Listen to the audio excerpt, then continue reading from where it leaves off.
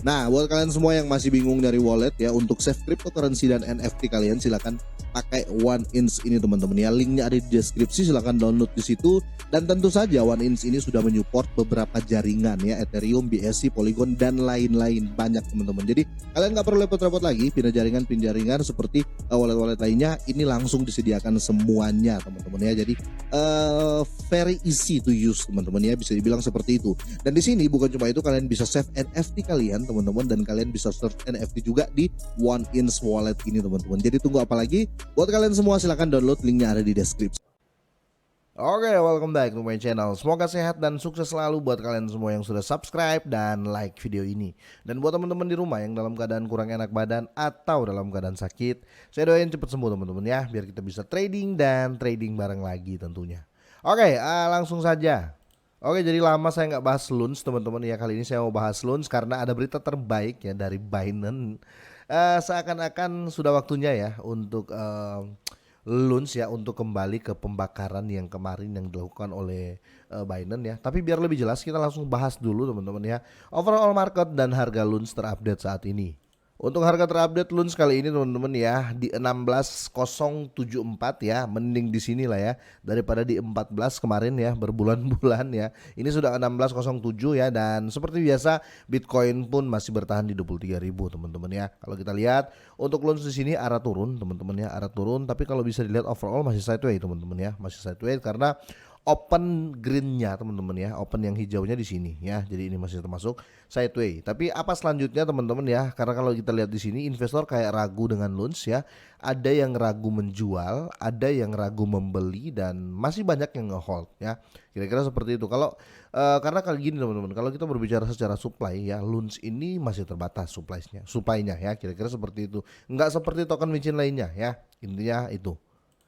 Proposal diloloskan untuk menghadirkan kembali Binance Lunch Burn teman-teman. Wow, ini bagus sekali, tapi tentunya kita harus bahas dulu dan kita kasih opini di dalamnya.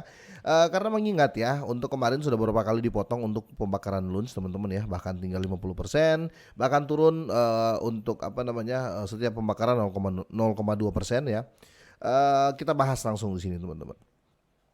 Terra Classic ya, anggota komunitas dari Terra Classic atau Lunch ini telah memberikan proposal penting untuk memperkenalkan kembali pembakaran Binance Lunch. Mungkin ini baru ya teman-teman ya, sistemnya baru untuk pembakaran ini. Tapi kita bahas ya. Anggota komunitas Terra Classic telah menyetujui proposal yang akan menjamin dimulainya kembali pembakaran Binance Lunch ya. Menurut influencer terkemuka Lunch ya, Classy namanya, komunitas Terra Classic telah mengajukan proposal ya untuk menyertakan fitur opsional ya dalam rilis jaringan ya, V1 1.0 ya. Proposal yang dipisahkan mengatasi kekhawatiran yang diajukan oleh Binance.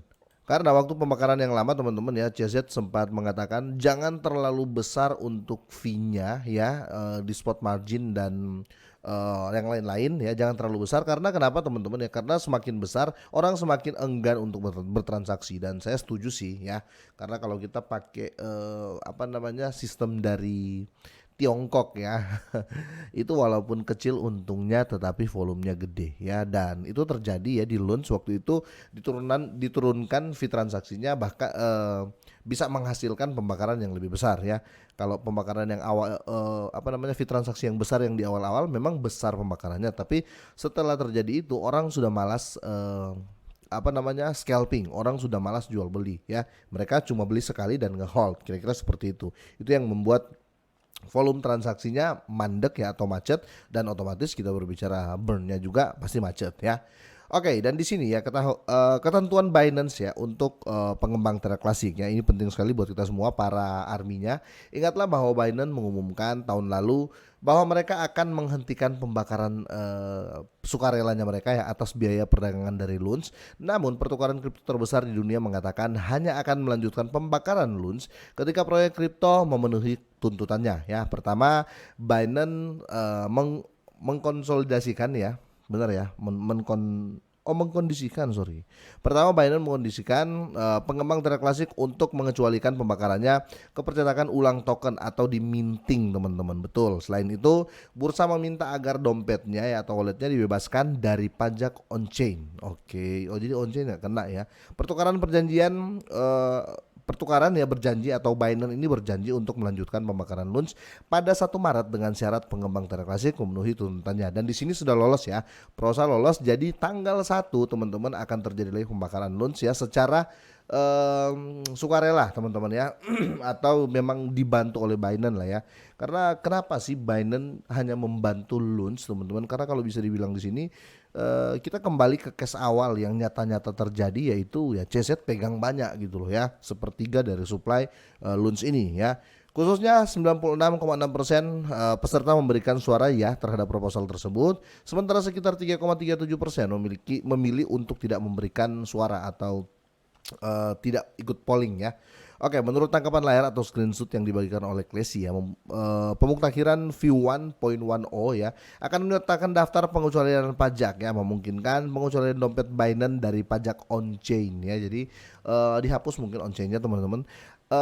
Upgrade juga akan mengecualikan semua pembakaran Binance LUNS ya dari percetakan ulang atau dari mintingnya. Selain itu pemuktahiran akan memperkenalkan pembaruan keamanan wajib ya. Di sini mengikuti perkembangan dari Klesi mengatakan pembakaran Binance LUNS akan kembali, dan ini sudah diposting atau dipublish oleh si Klesi ini teman-teman ya, influencer dari LUNS teman-teman, kalian bisa cek ya. Ini bukan hoax ya dan bukan fake, kalian bisa cek sendiri.